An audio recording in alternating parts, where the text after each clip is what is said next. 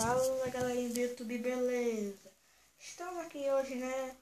Trazendo em homenagem a todos os inscritos que me ajudaram. Todas as pessoas que me ajudaram a divulgar sobre o meu canal.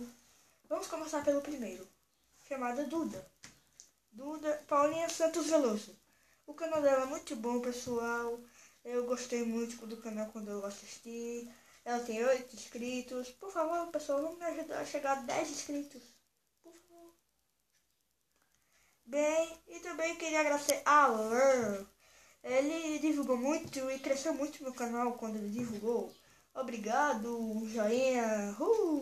Valeu, Alan.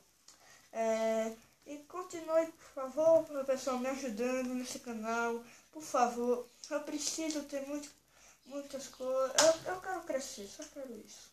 Se vocês me ajudarem, vou trazer um vídeo de jogo para vocês. Sim, um vídeo de jogo, normal, né?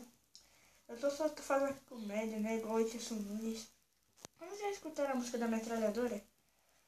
Pessoal, a metralhadora, mano, não é doidão demais.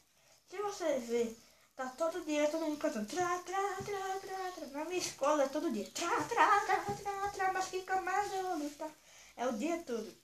Se a pessoa vê, a pessoa escuta lá. Amigo, tudo bem? Aí o professor vai dar aula.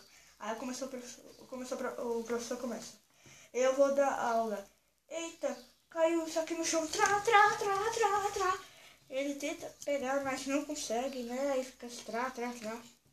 Então quando a gente vai marchar, né, na escola, quando eu fico em casa postando vídeo, aí buga. Aí eu vou tentar fazer isso. Tra, tra, tra, tra, tra. Tentar debugar, mas não consigo.